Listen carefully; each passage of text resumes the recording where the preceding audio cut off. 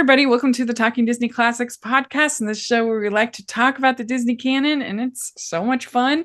And we have a very special episode for you today. We are going to be getting another ranking from a friend of ours. We love doing these and getting to talk about hopefully some different sets of Disney films as we hear a different friend's ranking. And I am film critic Rachel Wagner, and Stanford's here. Hey, hello. And yes, and today we have our friend Celeste is back, and you were here with us to talk about Hunchback of Notre Dame. Yes. And I don't even know when that was. It was a long time ago, but we're so excited to have you back. And I just knew that you would have an interesting top 12 list. And so I wanted to have you on and hear your favorites from Disney. And thank you so much for doing this. Yeah, absolutely. I'm delighted to be here. Yeah. So how's your 2024 going? You having a good year? Yeah, it's been great. Good summer. Got to do anything fun? Yeah, I'm going to be going deep sea salmon fishing with wow. my family. Yeah, this is later this month. Exciting. So that's a big thing. Yeah. Wow. You going up to like Alaska or? No, it's just going to be off the coast of Oregon. Okay. Yeah. Cool. That'll be fun. You have to share your recipes. Yeah.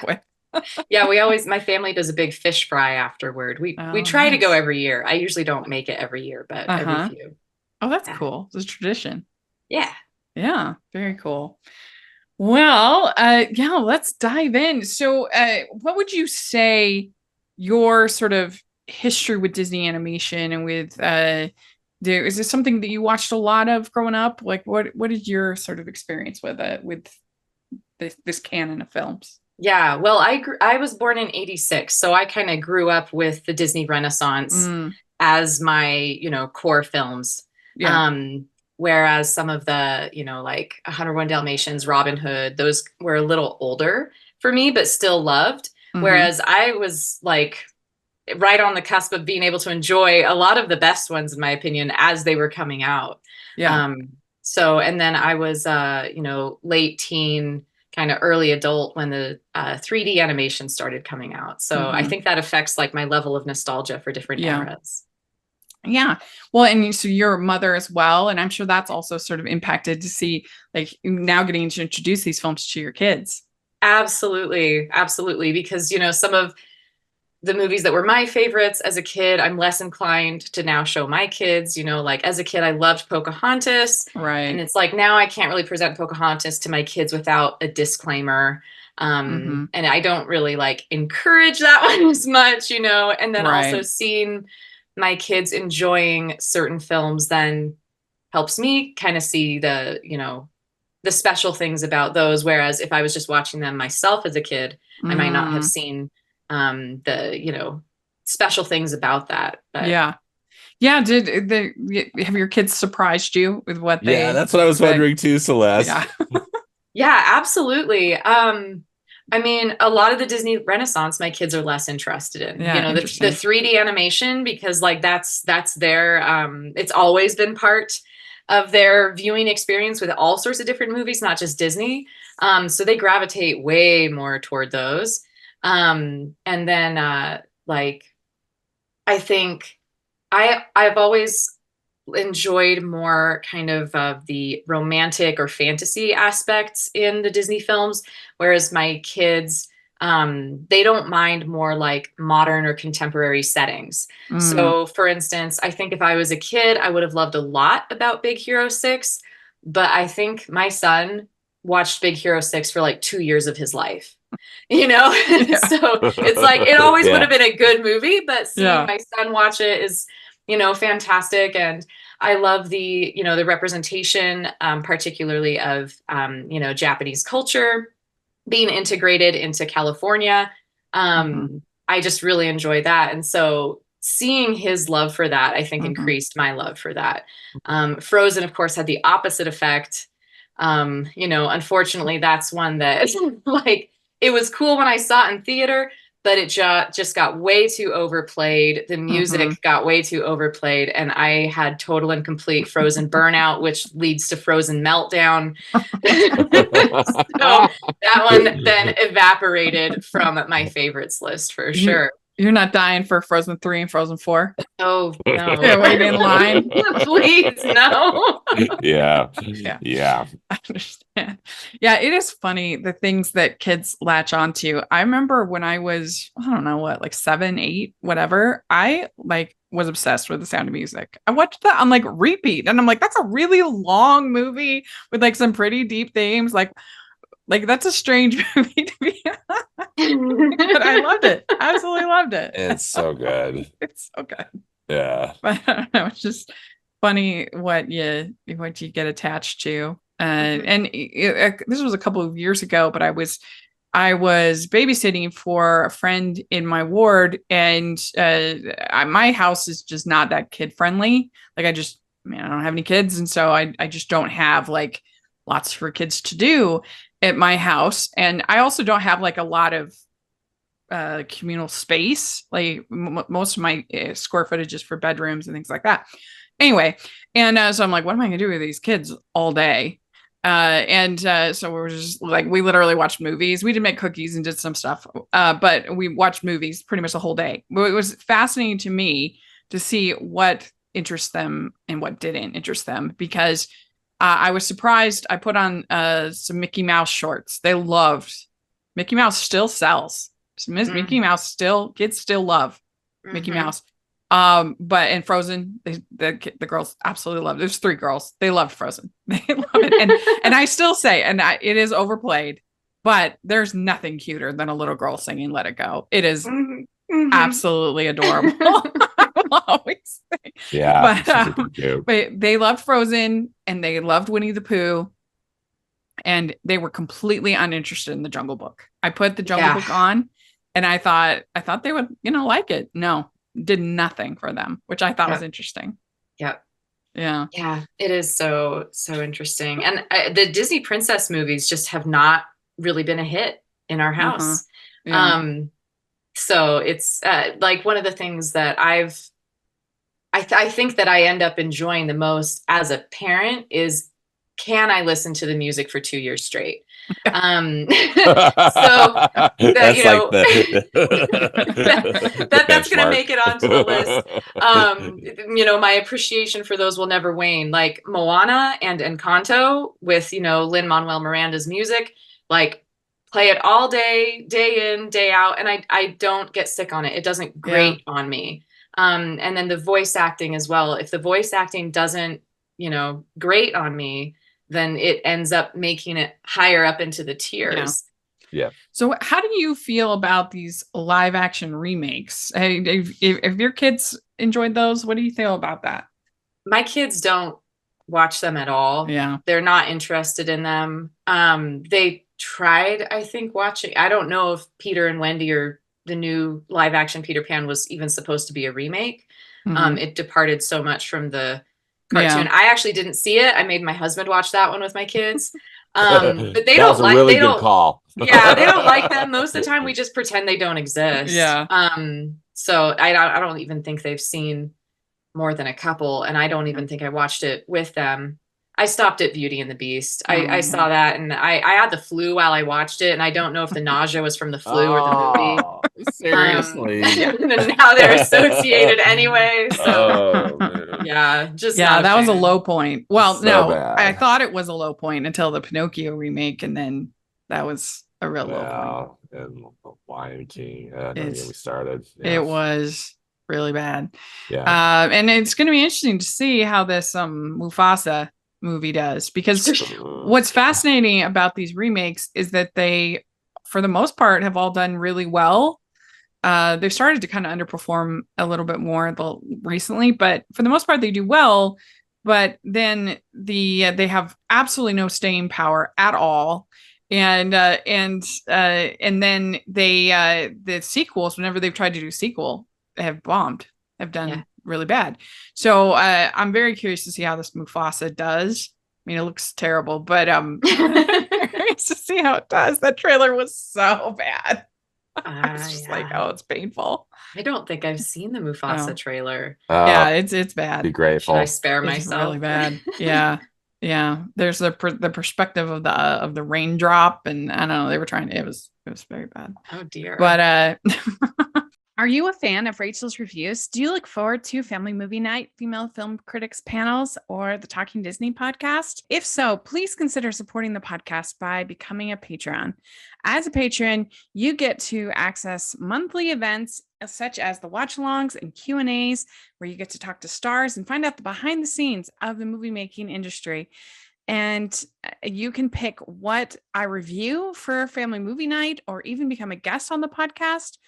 Podcasts and YouTube channels are expensive, and I really, really could use your help. I would so appreciate it. You also get to be a member of the Facebook group where we talk about all the films that we're seeing, and we have so much fun. Go to patreon.com/Hallmarkies and select one of the Rachel's fan tiers. That's patreon.com/Hallmarkies. But what do you think makes in their prime when they're running on all? What do you think makes a Disney animated film special? I think there are three components. And while it's not in the canon, Pixar, their motto for the studio, I can't remember who said it, if it was Bird or Lasseter, said story is king. Mm-hmm. So for me, Disney at its best tells a fantastic story. Mm-hmm. And when I was creating my top 12 list in, preparation for this podcast, it really came down to how clear is the story. And I feel like a lot of the movies that you see from the Disney Renaissance, a lot that are even like more cult classic, the story is really strong. Yeah. You could watch the movie, finish the movie, and then tell someone what it was about. Mm-hmm. Whereas some of the films that are a little more convoluted, I might love them, but at the end of the day, they didn't stack up against the stronger stories.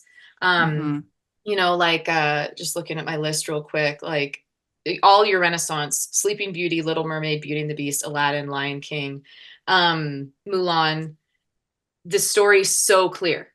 Yeah. It's so clear. And a child could tell you what it's about. But something like, I love The Great Mouse Detective, but it didn't make it into my top 12 because the story's convoluted. I don't... I mean, it's a mystery, and so it tries to kind of build those things. But I can see that, yeah. And I mean, something like Hercules, I think is an example. In very, I don't know if it's on your list or not, but it's a fun movie, but the story is very messy. Yep, Hercules was a runner-up for me. Yeah. So it made it onto the almost list, but exactly the story didn't follow through. Yeah. Well, why don't we do that? Why don't we hear your runners up? I think that'll be fun. Oh yeah, that'd be fun. Yeah. Absolutely. Yeah. Let's talk about those. So runners up, in order of release, I had Sword in the Stone. I love the Sword in the Stone as an adaptation. But there's something about it that's a little grating. I think as soon as we get Mad Madam Mim in, it's almost like it's too over the top. It feels a little uncomfortable. And then the story gets really lost. It kind of just like peters out toward the end. Well, my frustration with Sword in the Stone is that he doesn't actually learn anything. There's nothing like there's nothing that makes him more qualified to pull that sword out of the stone at the end. Like, he doesn't really learn anything from the squirrel. He doesn't learn anything from the birds. He doesn't learn anything from the fish. And so it all sort of falls flat because it's just like, it almost feels like you're watching three separate shorts. Yes. And it's just like, I enjoy the wizard's duel. I enjoy some of the other parts. But yeah, when when he breaks the squirrel's heart, it's tough. I know. I think that's so sad. Yeah. So the Once and Future King by T.H. White, which pretty much every single Arthurian movie or retelling is based off of heavily. It was one of my favorite books for years, and I feel like read it. Oh, it's wonderful. In my queue. I've got to knock it out because I really want to read it. It's beautiful. I think one of the or the main thing that these retellings get wrong when they do it, and it happens in Sword in the Stone, absolutely, and it's exactly what you named, is they take the trappings from the story, the details that people find interesting, and they present them without any sort of context. And the beautiful thing about the original book, The Once and Future King, is, and you're going to love it. Once you hear the explanation, you're going to be like, oh, okay. What Merlin was doing when he transformed Arthur into these animals was each one of these animals represented a sect in the feudal system. And so Arthur was learning empathy for the people he would someday rule. So you had there were geese in the original book, and this was to represent like the military. It was just all these levels of the feudal system. Mm-hmm. So if they had just had a bit in this movie where like Arthur is a fish, and then he goes out in town and he makes the connection, they could have done it in a minute, and he could be like, oh my goodness, those people are just like the fish. Like, I think that Archimedes in the movie deserves to be king more than whatever his name is. Yeah. He learns. But it does have some fun Sherman Brothers songs, and the Wizard Duel is really fun. Yeah, it's cute. It's a very fun animation. So yeah. So what else do you have on your honorable mentions? I also had Robin Hood. That was one of my dad's favorites. He loves that one. Yeah, and I think Robin Hood is so sweet. I think the music is beautiful. The animation is beautiful. I think it's funny. The end of the day, I felt like the story was actually not as strong as some of the other Disney Renaissance. I agree. But Peter Ustinov as Prince John is so funny. That voice performance is so great. Yeah. And what's interesting too is, so my dad speaks German, so he likes to listen to German dubs, of films just to practice, and Peter Ustinov does the German track. Wow, that's so cool. Which is kind of interesting. Yeah, actually, cool. It's not. Oh, that is cool. Yeah. Yeah, but I feel like Robin Hood meanders a little bit. Oh yeah, especially when the after the Phony King of England and it becomes the prison break thing, all of a sudden it's like, wow, we've changed tones like radically. Yeah, you go from who's driving this flying umbrella to every town. Yeah. Like, wow. Yeah. But it's fun. I do really enjoy it. Yeah. And I love the music. Yeah. Oh, it's beautiful. I love the anthropomorphic animals, I just think that's just such a delight. They're animated so well. They did a really good job creating that really combination. I love it. Seize the fat one. Adorable. Yeah. Good one. Great Mouse Detective is my next on the list. And I think the story is a little bit unclear, but then there's also just some weird moments, like the sexy mouse doing the, burlesque show. It's like what are we watching? Disney. It's so out of place. It's odd. And it's a whole musical number too. I mean, it would have been one thing if they had gone into the bar and maybe there was a sexy mouse up on stage, but it's like, it's the whole thing. And she's screaming. Oh no. So it's a little much. It's so bad. Yeah. It's funny. But there's so much fun stuff about it. I just love the Sherlock Holmes, aspect, and Radigan, I think, is a terrific villain. Yeah, absolutely. And the face off in the clock tower is a knockout. Is just gorgeous. So it almost made it, the sexy mouse didn't not make it a runner up. Like it was on the list. I had to think before I crossed it out, but I was like, ultimately, there are movies that I would go to faster to either watch or to show to my kids. So it was hard to narrow it down to 12, but So personally, I do love The Great Mouse Detective, but there were just a couple things that took it down a rung. I can understand that. Next one is Oliver and Company. That was a runner-up. Yeah. And it's just I love the music in Oliver and Company. So fun. I think that the characters, a lot of them are so iconic. But at the end of the day, the rougher points are pretty rough. It's a little dark, it's a little violent, and it just doesn't have the same, I'd say, Disney magic as some of the other ones. It's definitely got like a paint by numbers feel to it, but yeah, the song sequences and it having an urban environment is very unique for Disney. Like Big Hero 6, Zootopia, that's about it. A little bit in 101 Dalmatians. So that's kind of fun and unique. And but yeah, it's not certainly not great, but it is also interesting to see how they were like starting to put the pieces together and then what would become the getting ready for the Little Mermaid, even having a Macon Ashman song in there and, things like that. Yeah. Yeah. And I interesting. think what really took that one off the list though was the story. Yeah. What is Oliver and Company about? I don't know, man. Especially Sykes. They was just like, you didn't need to include every, like, that was just, you just didn't need it. Yeah. Yeah, I agree. Yeah. Yeah. So next on my list was Pocahontas. Mm-hmm. Oh, Pocahontas. I feel like with all of my usual things that matter, story, animation, and music, those are probably my top, priorities. Pocahontas does so great at all three of those.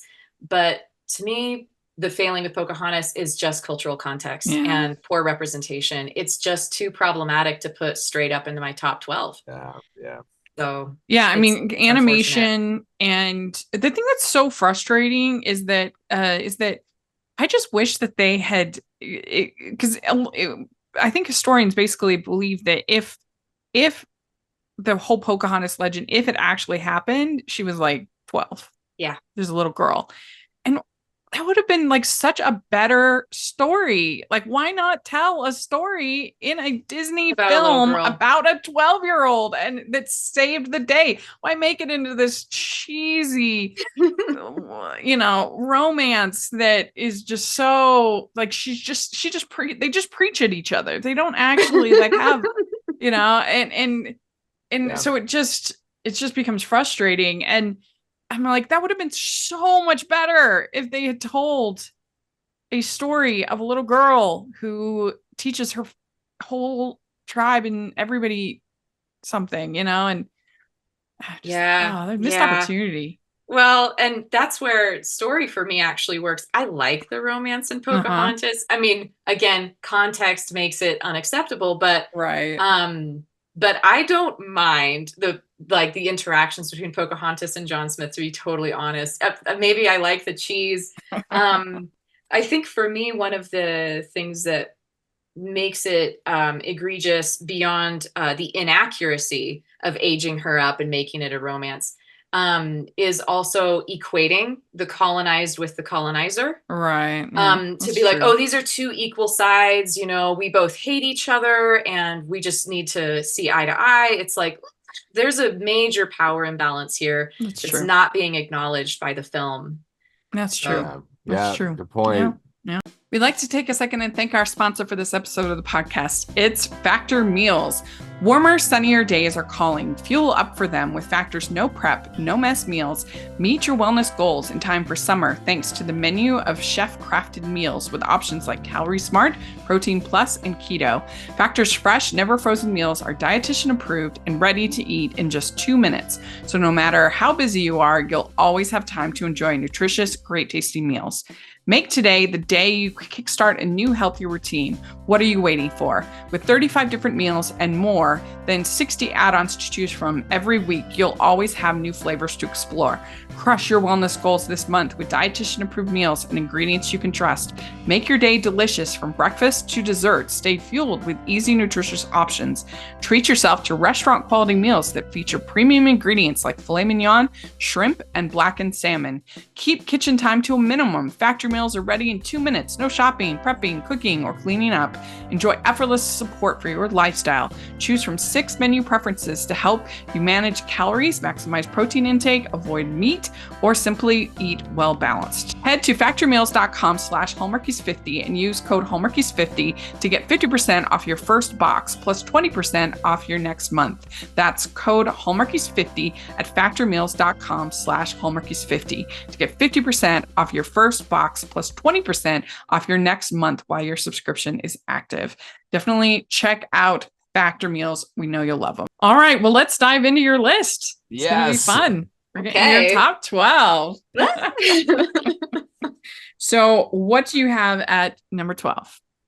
So I didn't put them in order of how much I liked them. It would take me another week to do that. I know, right? It's hard to do. Yeah. Should we do them from order of release? We could go back in Oh, time right. or Okay, forward in sure. time. Sure. So what's the earliest release that you have?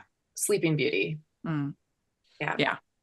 So it's solid. Everything about it is solid. It's fantastic. Yeah. It's Disney at its best. You got story is clear. Yeah, it's beautiful. It's a fairy tale retelling, which is what they're best at. I feel like anytime Disney has the opportunity to expand on a story, they do really well. But when they take a material or a source material that's really large, and then they try to condense it, they usually fail. Yeah, you're right. That's a good point. Yeah, that's a very good point. Yeah. And it has the finest animation, I think, in the history of the company. I mean, Sleeping Beauty, you can't get. They literally spent over a decade on it. Stunning. Yeah. There's not a bad shot. No. It's the truth. And I never tire while looking at, watching it. I just think it's just absolutely gorgeous. Yeah.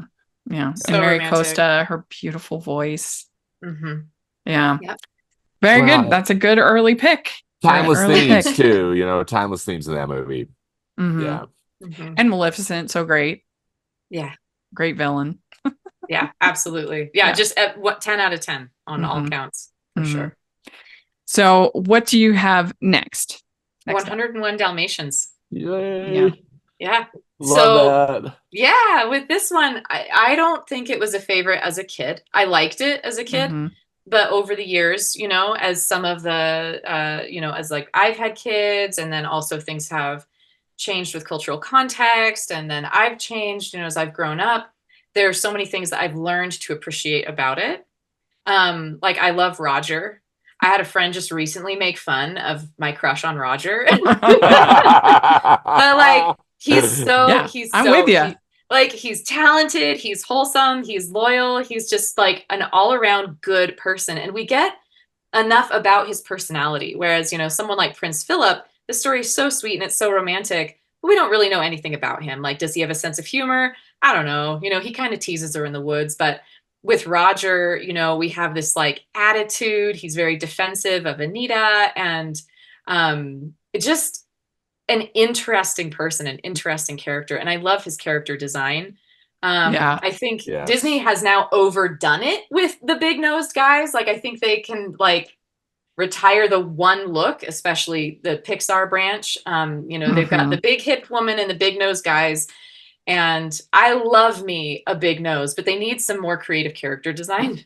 Agreed. But I digress. But Roger, Roger was the OG, like, and they really committed to that nose, and it's gorgeous. And I feel like this story is so strong with 101 Dalmatians. Yes, it's so easy to show kids, and like they get it.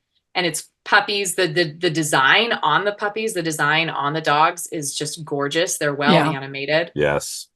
And Cruella is a fantastic villain, and one that like kids can be scared of. We all know like your mom's one weird friend from college, like. Well, and also they use just enough of her, because really Horace and Jasper are with the puppies most of the movie. And then they just bring in Cruella in these little spurts, and that makes her much more terrifying than if she was a constant presence. And that's the live action adaptation, Glenn Close tearing it up. But it's too much. It's too much. And that was also a period where they thought that every live action family comedy had to be Home Alone. So you had to like do the antics and the things. But they use in the anime film, they use her just enough to be compelling. Yeah. And I think that's what's brilliant. And I absolutely love the scene when they are putting the puppies onto the moving van and they're all covered with the soot, and Cruella's watching them. And then you start to see the plop, plop, plop, plop, plop of the raindrops. And she's looking and it can't be. It's impossible. It's such a good scene. It's just, there's so many magical moments with it, and even the way that they animate her cigarette smoke. Yeah. Yes. It's true. Just so many good points. Yeah. Good pick. What do you have next? Choice. Next, I have Little Mermaid. Nice. So, which is your favorite? Rachel's favorite. I love it so much. Yep. It's also my husband's favorite. And Terrific. one that I remember seeing very young. I think it's the oldest Disney movie that I can remember. Okay, you remember? Yeah. See, yeah. And it's when did it come out? 89. In 89. It was 89 because I was going to say I remember it in theater. So I'm like apparently it made that much of an impression on me. And it's fun too that I would have been 2 or 3 years old and my parents were able to take me to that movie as well. Which I can't say about like Hunchback of Notre Dame. Can't really take a 3-year-old to that. Yes. But I mean, again, I'd say Little Mermaid is Disney 10 out of 10. It's perfect. There's honestly, I remember Rachel, you and I have had a number of discussions on the messaging in the Little Mermaid. And honestly, like people can take a hike. Little Mermaid is 10 out of 10. Agreed. I think that you can really take a lot from Ariel's story, and I know it's all about just, I think, careful parenting. And I guess that you could find something negative, but really, I think it's all about just saying like, wait, what can we learn from what she's experiencing? And what can also, like, what did Triton do wrong that made her make these poor decisions? Because I don't need my characters in any film to be perfect. I don't need them to make all the right choices all the time. That's how they learn and grow, and they have a character arc. Yep, absolutely. Yeah. So, and just the animation, A Million Bubbles, the animated the Million animation's Bubbles, terrific, and just the story and the songs. I mean, I just don't know how you get a better musical than The Little Mermaid. Absolutely. Very good. All right, what do you have next? Choice. Beauty and the Beast. I mean, we're gonna get real typical right here at the Renaissance. Well, that Beauty and the Beast is my number one. Good. Yeah, and that's fantastic. That's your number one. I mean, this is the golden hour, right? It's my number one. Yeah, I mean, I love it so much. Yeah. It's such a masterpiece, and to think that I think it adds a layer. The fact that Howard Ashman, he wrote it on his deathbed. Yeah. And it was his gift to all of us, and it just. And the message of that beauty can be found within, and that, and also it just the Gaston is everyone's favorite guy. He's the town hero, and he devolves into the true monster. Oh, it's so beautiful. This is another one too, where, people like to pick on it. They like to talk about Stockholm syndrome, and it's like, look, you're thinking about it too much. Just like plus, she can leave. She does successfully leave. Yeah. She made a vow. She made a promise, but she does leave successfully at the beginning. Then the wolves get her. But yeah, I mean, and he lets her go. So yeah, I think Stockholm syndrome is lame. Lame argument. It's too much. It was just over. Like, come on, let us like things, okay? Yeah. It's a fairy tale. Yeah, absolutely. I mean, it's not like the original is any less problematic, on any of these, right? Like, you look at, Cinderella and Ashton Puddle. You can look at the original Little Mermaid. You're not getting a better story. Yeah. These are definitely improvements, at least in my opinion. Yeah. Yes. On these fairy tales, and it makes the fairy tales, more accessible. The messaging is way clearer, and in many ways, the messaging is healthier. So, and I wish that they would do another real fairy tale, not like another real fairy tale. Like there's a Barbie movie called Barbie and the 12 Dancing Princesses, and it's like a legit fairy tale, 12 Dancing Princesses. But I think that they should take a serious look at that, because I mean, it would make such a good Disney movie. Yeah. 12 Dancing Princesses. You'd have 12 princesses. Yeah. To market.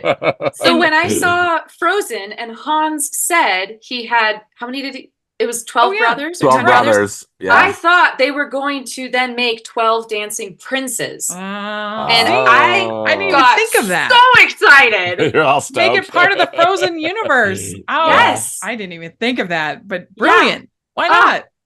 Oh, the underground castle surrounded by the lake. They are sleeping on it. Absolutely. Yeah. But I totally, when I saw it in theaters, I was like, oh my gosh, they're gonna do it. So, but they haven't. Hey, Frozen 3 and 4. That's right. Yeah. That would be good. All right, well, what do you have next?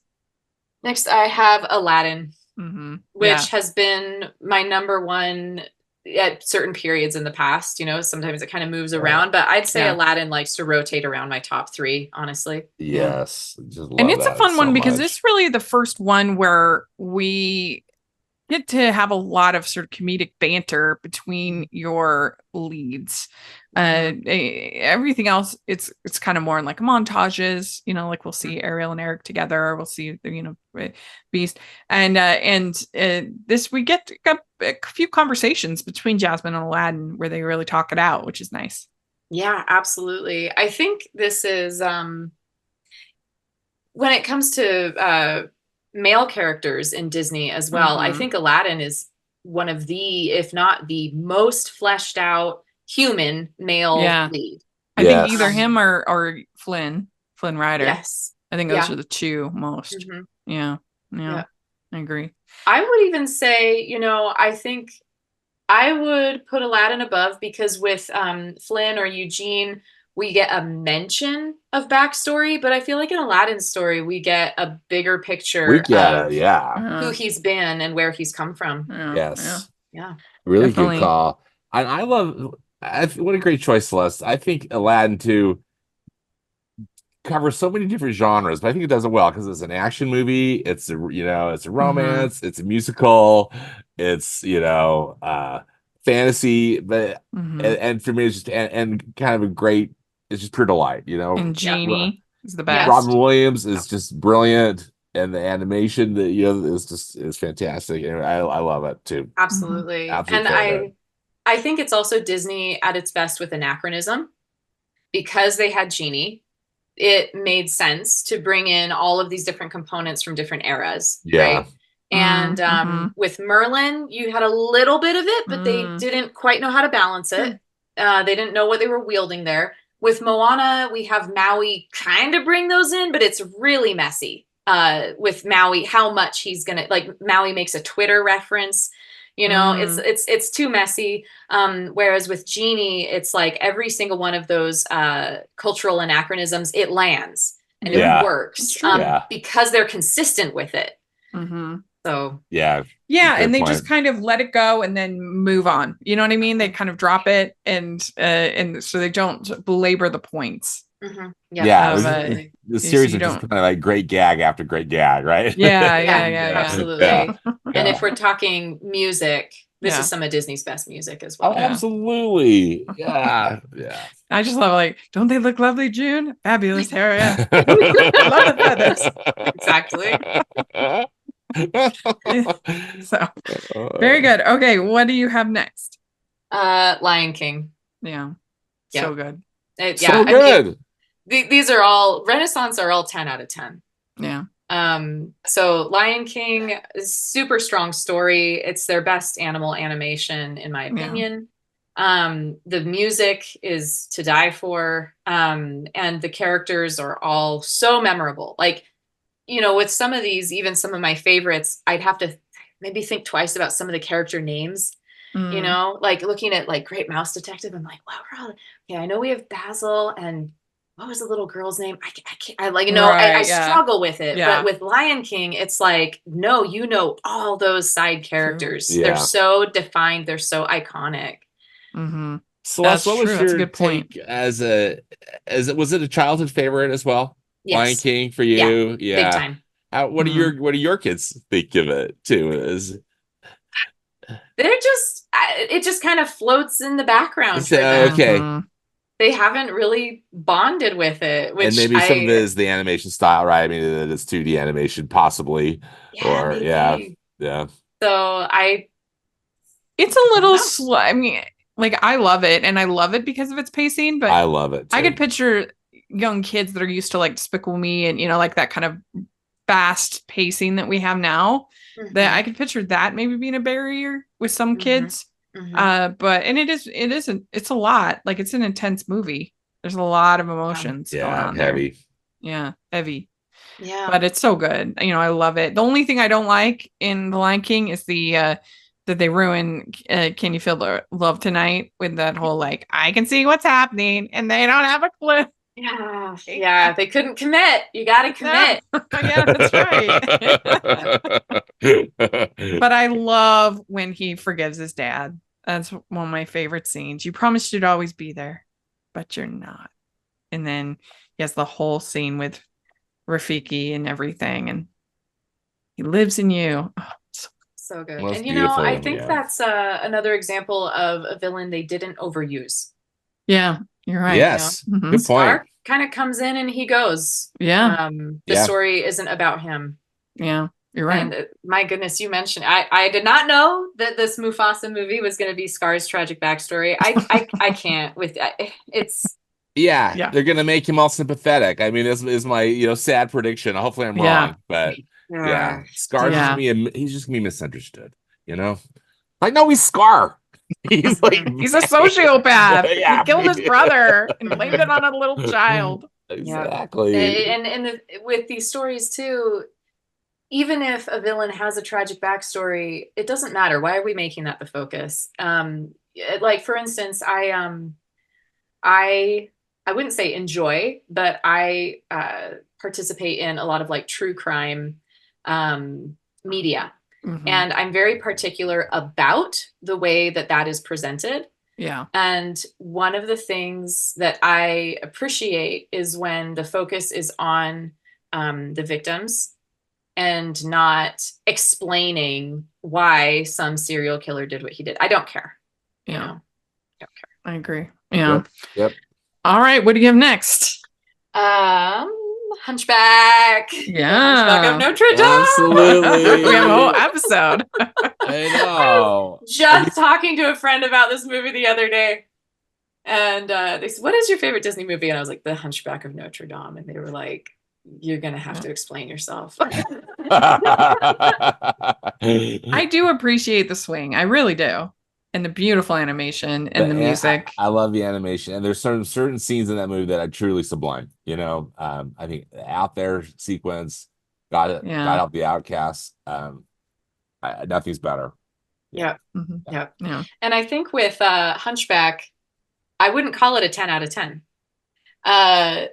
Because, like Sleeping Beauty, Beauty and the Beast, Aladdin, Lion King, all these other movies that I've named are 10 out of 10. They've done everything perfectly. And I think with Hunchback, where they miss terribly. And they lose a lot of points in a lot of categories for me. But the categories in which they get it right are like, we're past 10. We're looking at 12s. We're looking at 15s. Like, there's some of this stuff, like the music in Hunchback doesn't get a 10. It, like, music in Hunchback is on anher level. Like, to me, it's 15, easy. Character design. I can't even explain how much I love some of the character design. Esmeralda and Phoebus in particular, I just love the look. They're great. And story, I think the story is just gorgeous. So, like, and the animation. I mean, I'm not saying anything coherent. I'm just naming things at this point. Films are flawed, like all films, and it's about what you can forgive, what you can ignore. Because and you don't even know most of the time you are ignoring it because you're so caught up, hopefully, in the experience of watching it. So, yeah, anybody can nitpick a film to death. Any film, there's nothing, so. We'd like to take a second and thank our sponsor for this episode of the podcast. It's the Hallmarkies merch store. Are you looking for that perfect gift for the postable, Hardy, or Hallmarky in your life? What about getting that t-shirt or hoodie that will help you stand out at your next holiday party? Now is the time to check out the Hallmarkies merch store. Full of festive designs by artists like Jessica Miller, Carrie from Hallmark Comics, and more. You can even have more than just shirts, but totes, cell phone cases, notebooks, mugs, and more. And it isn't just Hallmark. We have designs for Anna Green Gables, Man from Snowy River, The Nanny, and more. Every purchase at the merch store goes to help support the podcast and allows us to make the great content you know and love. There are frequent sales, so go to tpublic.com/stores/hallmarkies or see the link in the description. That's tpublic.com/stores/hallmarkies. What do you have next? Next, I have Mulan, which I think switches back and forth for me with my number one. Like sometimes I'll say Hunchback, sometimes I'll say Mulan, and then Aladdin comes in there and battles it out sometimes. But yeah, I love Mulan as well. I do too. It's I a love favorite. it. Yeah. Yeah, Mulan definitely is a 10 out of 10 for me. Yeah. They just hit it out of the park and such all good of my songs. big categories. Absolutely. Absolutely. And Yeah. I remember when you and I were ranking Disney princesses and we were including Mulan. I think Mulan might have even been our number one. And I think it might have. It was her and Moana, I think was either one was the top. Yeah. Yeah. What do you love most about Mulan, Celeste? What's that? What do you love most about Mulan? I think what I love most about Mulan is the messaging that comes through in the story. I think it's the most noble, the most sacrificial out of all of the Disney stories. But I also really love how involved and important the side characters are and the love that you then feel for them. It brings a more holistic kind of feeling to the message. It brings a more holistic depth. Like, Little Mermaid, who are we rooting for? It's just the Little Mermaid. Beauty and the Beast, who are we really rooting for? It's Belle. Aladdin, who are we rooting for? It's Aladdin. Whereas with Mulan, you are rooting for this whole group of men. Yeah, it's true. That you have kind of come to love, all for different reasons. Yeah. And I love stories that depict groups of people that might, in another circumstance, not get along or even know each other. But then we have this situation that brings them all together and they choose to love each other despite their flaws and work together. I get emotional just thinking about it. But that's why I love the what's called the magical girl trope that you see with Sailor Moon. Because you have this group of people who might not even meet each other because they don't have a lot in common. They're very different. They might even have kind of caustic personalities. Yeah. But they all come together, they work together for a common goal, and you end up loving all of them. And I feel like that is where Mulan really shines. Yeah. Well, what you have next? Treasure Planet. And this duked it out with Meet the Robinsons. And I have to say that because I sat there and just was like, which one? I don't know. The struggle is real, isn't it? Truly. So I'm gonna say it's both Treasure Planet and Meet the Robinsons. Yeah. And maybe I'll have to talk about them in contrast. Tie.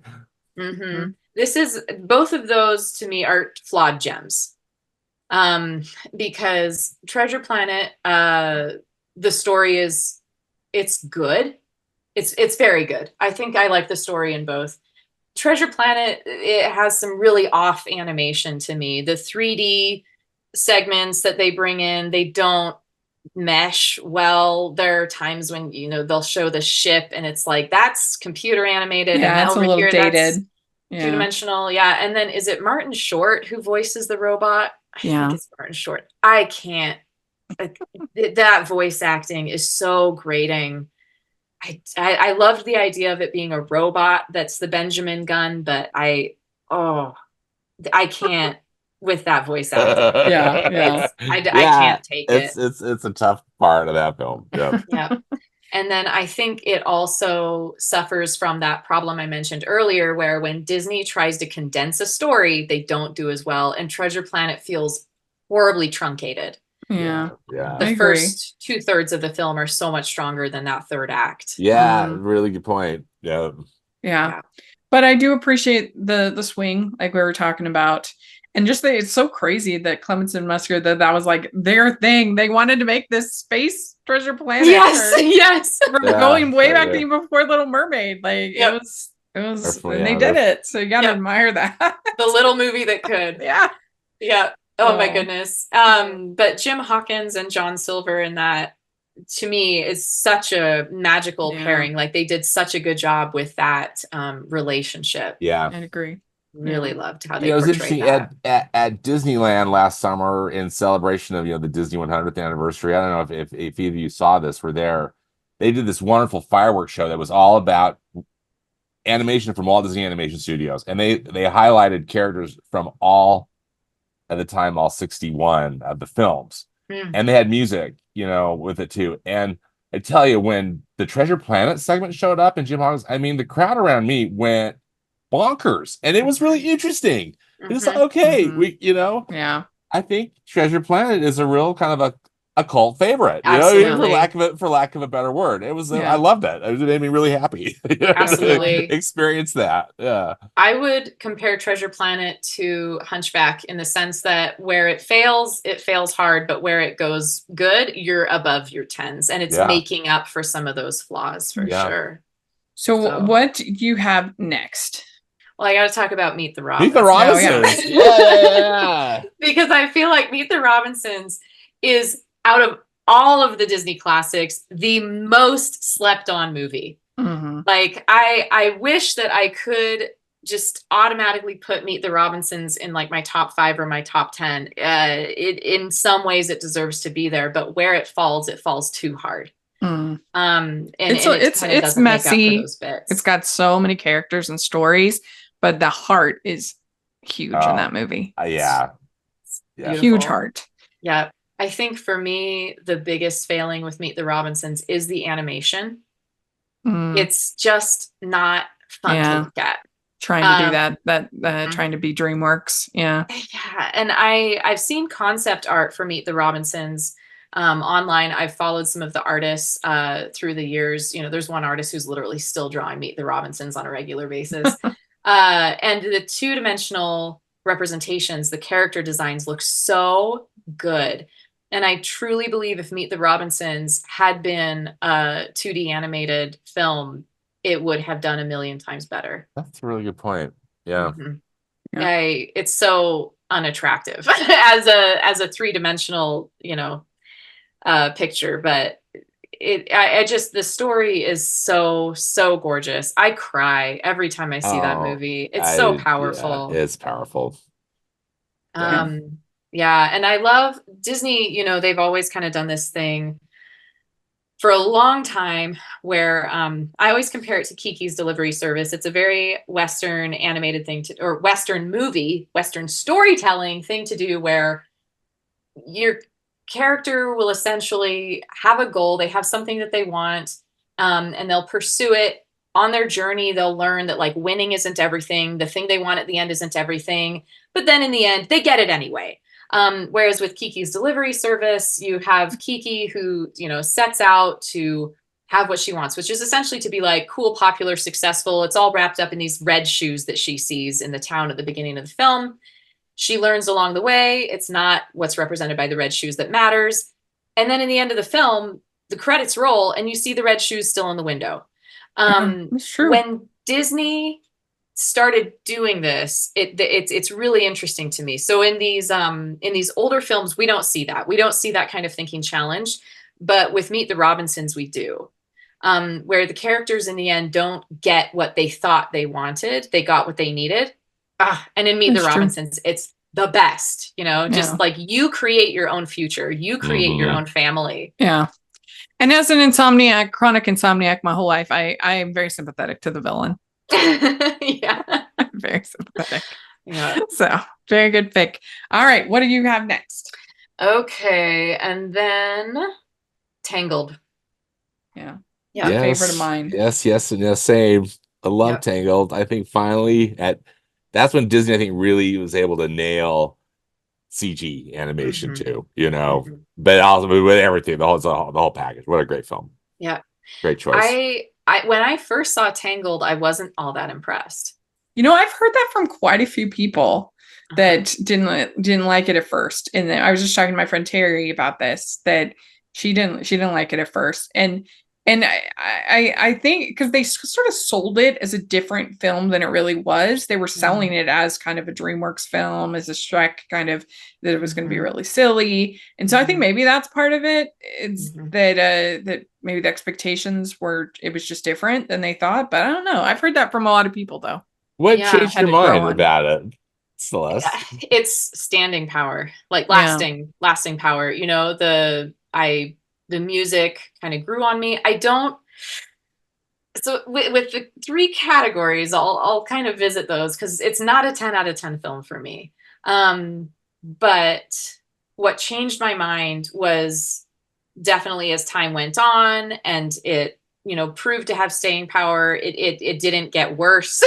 And then my kids started watching it and I was like, oh, this is really good. I really like this. And then just over time, I just kind of realized like we really did have a gem on our hands. And I think I took it for granted when it came out. I think I was a little too picky. And you know what I think part of that was because I was a late teen and an early adult, I was going through that too cool for school phase. Yeah. Where, you know, I'm going to be cool by being a critic. I'm going to be cool by, make, you know, things aren't good enough for me or whatever, you know, we all do it. And so I think that was part of me being too hard on it is I wanted to be, you know, a sophisticated movie critic. But when it comes to my 3 though, story, animation, and music, I do think that there are a lot of missed opportunities with the story. I think the movie should have been longer. I think that the title was suggesting an idea that as I have actually studied the story structure, and I don't say that lightly. Let me back up just a little bit. I recently did a class at a writing conference about writing finales. And I broke down 3 different finales. I broke down The Matrix, which has like a Hollywood classic, what's called 5-point finale. And it just hits it 1 beat at a time. It is the most textbook finale that I could find. And then I did 10 Things I Hate About You. And 10 Things I Hate About You hits these 5 beats, but it hits them twice. So they actually have 10 points in the finale, 1 for Kat and 1 for Bianca. It's really interesting. And they do 1 at a time. They go Kat, Bianca, Kat, Bianca, Kat, Bianca. Tangled. Tammy and the Shrew. Yes. Tangled, on the other hand, oh my gosh, when I analyzed the ending to this movie, it blew my mind. Like the 5 beats interchange between Rapunzel and Flynn or Eugene. And it would be hard to explain because I taught a whole class that was an hour long on this. So I will be succinct. But they exchanged some of Rapunzel's beats for Flynn's beats. And what I mean by that is one of the classic finale beats is called the Hightower Surprise. And you'd think that would be Flynn comes up the tower, Rapunzel is trapped in the tower, and Mother Gothel stabs him. That would be a classic Hightower Surprise, where the villain has pulled out some trick on the hero. But Flynn isn't our main hero. So we have this Hightower Surprise that is Flynn's surprise, but it's not a surprise to Rapunzel. She's already up in the tower. She already sees this coming. What is her Hightower Surprise is when he cuts her hair. Yeah. Because the definition of that plot point, the Hightower Surprise, is when the main character cannot solve problems using the same method they have always used. And so Rapunzel has always counted on her hair to solve her problems. And now she's left without it. And I get emotional just thinking about it. And so they flip this thing. They take this trope and they say, no, we're going deeper. We're doing something more. We are going to take away the one power that she thought she had. We're going to take away the one thing that made her think she was worth something. It's so stinking good. So I love that finale. But here's the but on the story. I think they could have been doing this the whole movie. I think they needed to interweave and tangle her story with Eugene's. the whole time. I think Mhm. they had the potential for stronger storytelling the whole time, but they focused way too much on her, and then he got set to the background. I think they should have been way more equal in their story screen time. Mm-hmm. You know, Yeah. that is one Yeah. interesting thing about Really good point. the animated series that they then did, because they did kind of do that in the, so you might, I'd be curious to know what you think of it, because it's actually pretty good. Yeah, I've never The seen animated it, series. so I'll have to put it on Pretty my decent. list. Yeah, so you should Yeah. check it out. All right, well, what do you have next? Moana. Mm-hmm. Yeah. Yeah. When Moana came out, I thought this might be my favorite. And for a moment it was. Some of the others won out, but Moana is just beautiful.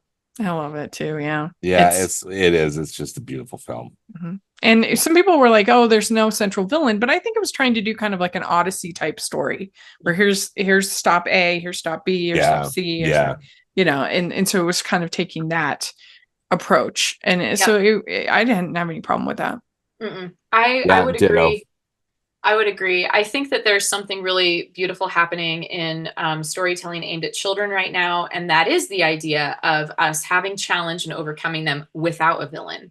One seemingly unrelated place that this is really pronounced is in the kids show Octonauts, where there are these little aquatic explorers, and they go around and they learn about different animals and in the ocean, and there's always a conflict.